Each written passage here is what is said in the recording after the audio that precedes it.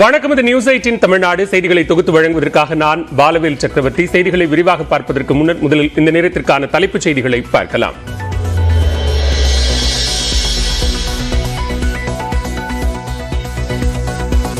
தமிழ்நாடு முழுவதும் 720 பறக்கும் படையினர் தீவிர சோதனை.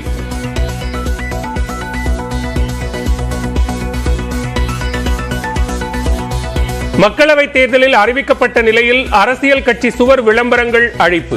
நடத்தை விதிகள் அமலானதால் எம்எல்ஏ அலுவலகங்களுக்கும் சீல் வைப்பு.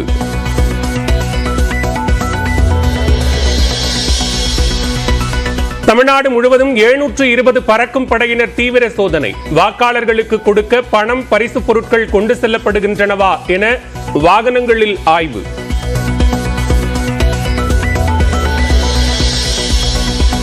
நிறுவனங்களுக்கு அழுத்தம் கொடுத்து தேர்தல் பத்திர நிதி பெற்ற பாஜக கையும் களவுமாக பிடிபட்டுள்ளது. ஆங்கில நாளிதழுக்கு அளித்த பேட்டியில் முதலமைச்சர் மு.க. ஸ்டாலின் குற்றச்சாட்டு.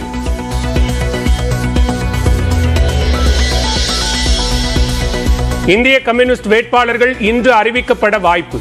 நாகை, திருப்பூரில் போட்டியிடுபவர்கள் தொடர்பாக ஆலோசனை.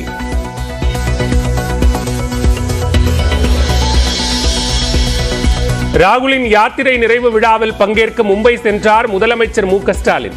இந்தியா கூட்டணியின் பரப்புரை பொதுக்கூட்டத்தில் பங்கேற்க திட்டம். பிரம்மாண்ட பேரணியில் பங்கேற்பதற்காக நாளை கோவை வருகிறார் பிரதமர் நரேந்திர மோடி. 3 நாட்களில் 2வது முறையாக தமிழ்நாட்டிற்கு வருகை.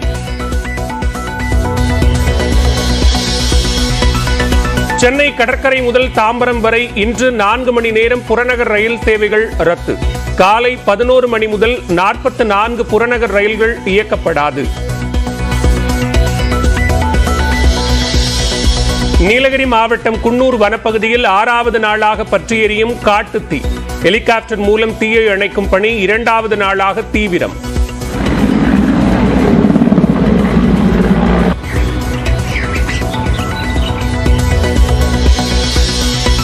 கோவை பேரூர் அடுத்த வேடப்பட்டி செல்லும் சாலையில் உலா வந்த ஒற்றை யானை.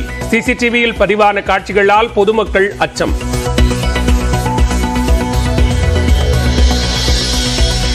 தூத்துக்குடி மாவட்டம் சாத்தான்குளம் அருகே பானிபூரி வியாபாரி கார் ஏற்றி கொலை. குற்றவாளியை தேடி வரும் காவல்துறை. இங்கிலாந்திலிருந்து இந்தியா திரும்பினார் நட்சத்திர கிரிக்கெட் வீரர் விராட் கோலி. ஆர்சிபி அணியின் பயிற்சி முகாமில் விரைவில் இணைய இருப்பதாக தகவல்.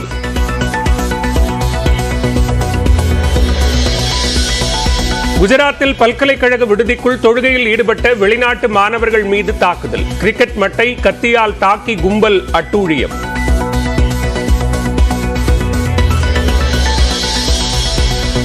நெடுந்தீவு அருகே மீன்பிடித்துக் கொண்டிருந்த ராமேஸ்வரம் மீனவர்கள் 21 பேரை கைது செய்த இலங்கை கடற்படை.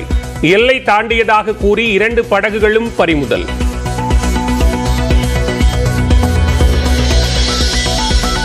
சென்னை நாவலூர் பழைய சுங்கச்சாவடியின் அருகே உள்ள உணவகத்தில் பயங்கர தீ விபத்து.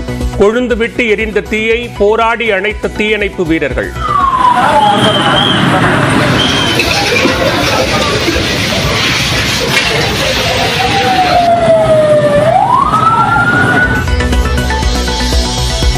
ஊழலில் ஈடுபட்ட நீதிபதிகளின் பட்டியலை தலைமை நீதிபதியிடம் வழங்கியதால் பணியிட மாற்றம் செய்யப்பட்டேன். அண்மையில் ஓய்வு பெற்ற நீதிபதி சஞ்சு பானர்ஜி பரபரப்பு குற்றச்சாட்டு.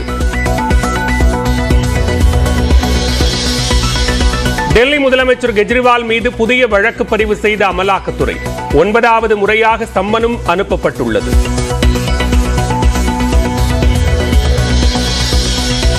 தனக்கு வாக்களிக்காவிட்டால் அமெரிக்காவில் இரத்த ஆறு ஓடும் என அமெரிக்க முன்னாள் அதிபர் டிரம்ப் எச்சரிக்கை. தான் தோற்றால் அமெரிக்காவில் இனி தேர்தலே நடக்காது என்றும் பேச்சு. சென்னையில் நடைபெறும் ஐபிஎல் போட்டிகளுக்கான டிக்கெட் விற்பனை நாளை தொடக்கம். அனைத்து டிக்கெட்டுகளும் ஆன்லைனிலேயே விற்கப்படும் என அறிவிப்பு.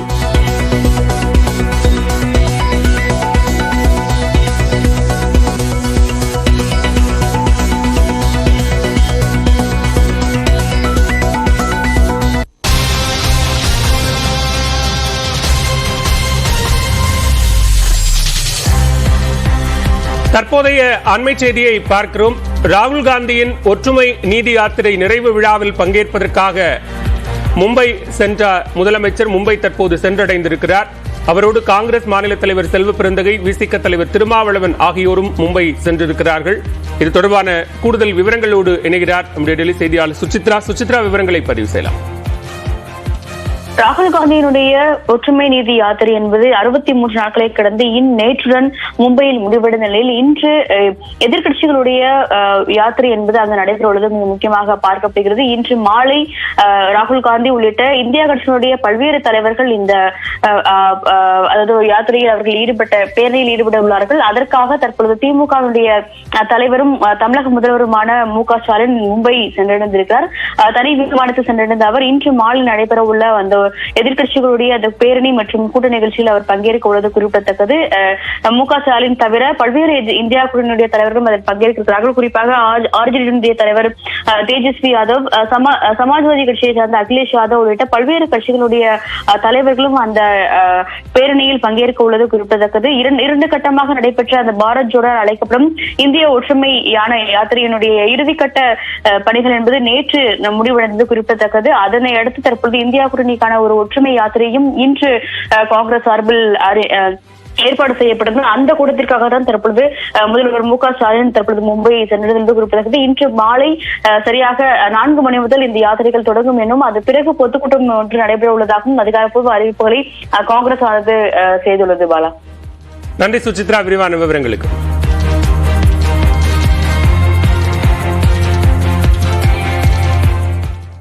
நிறுவனங்களுக்கு அழுத்தம் கொடுத்து தேர்தல் பத்திரம் மூலம் நிதி திரட்டிய பாஜக கையும் களவுமாக பிடிபட்டதாக முதலமைச்சர் மு.க. ஸ்டாலின் குற்றம் சாட்டியுள்ளார்.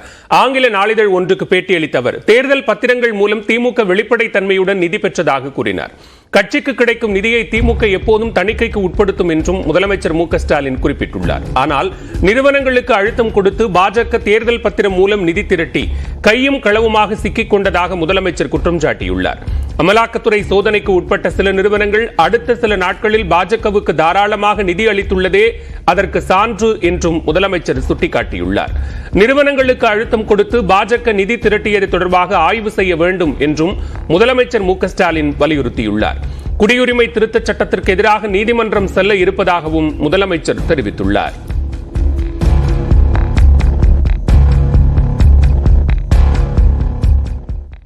தொழிலதிபர் மார்டின் மீது குற்றம் இருந்தால் விசாரணை அமைப்புகள் சட்டப்பூர்வமாக நடவடிக்கை எடுக்கட்டும் என்று விடுதலை சிறுத்தைகள் கட்சித் தலைவர் திருமாவளவன் தெரிவித்துள்ளார். அவரை விசாரணை நிறுவனங்கள் விசாரித்துக் கொண்டிருக்கின்றன.